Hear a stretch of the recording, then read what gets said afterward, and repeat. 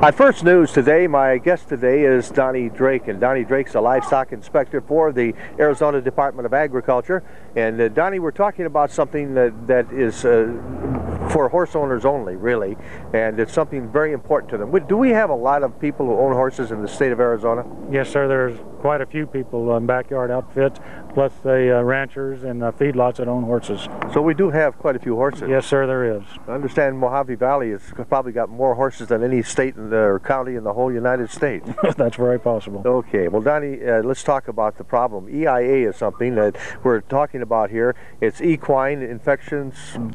Equine infectious anemia. Anemia. And this swamp fever. Swamp fever. Okay. Well, how does it affect the horse? Well, on the horses, they run a fever. They get a depression where they go off feed. Chronic animals will have a swelling in the abdomen and the chest area. The legs will have a tendency to swell. There is a possibility of 30 to 50% of the animals affected being a death loss.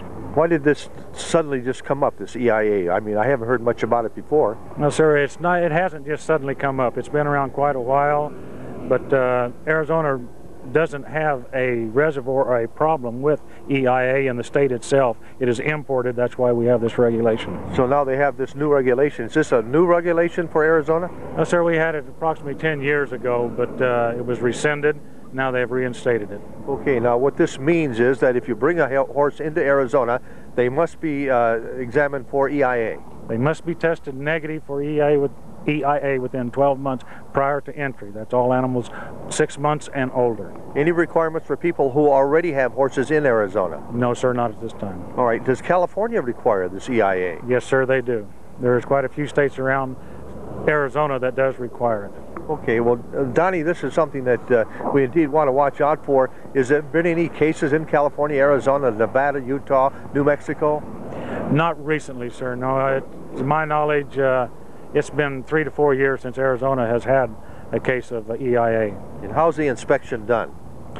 The inspection, the animal is bled by a accredited veterinarian. The blood is sent into a lab, and they run the Coggins test on the blood sample that is sent in. Normally takes about 72 hours to run. Now, if a horse has this EIA, and what happens to the horse? Does it have to be put down? Well, if the animal is an Arizona animal, the state veterinarian's office would recommend that the animal be put down, but you can put the animal under quarantine under a insect-proof stall, and that's where the animal would have to live. Well, Donnie, I thank you for telling us about it. Once again, you must have your horses inspected for EIA if you bring them into the state of Arizona.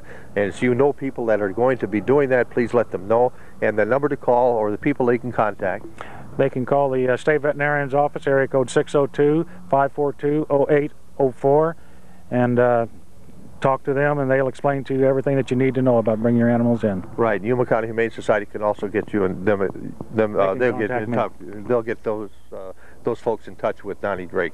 Donnie, thank you very much. Just quickly, what about the sheep? Does anything come up with those sheep that were shot by high-powered rifle? Nothing more at this time. Okay. We welcome anyone that would like to contact Donnie Drake if you have information. He's our livestock officer for the Arizona Department of Agriculture. I'm George Gatley. This is First News Today.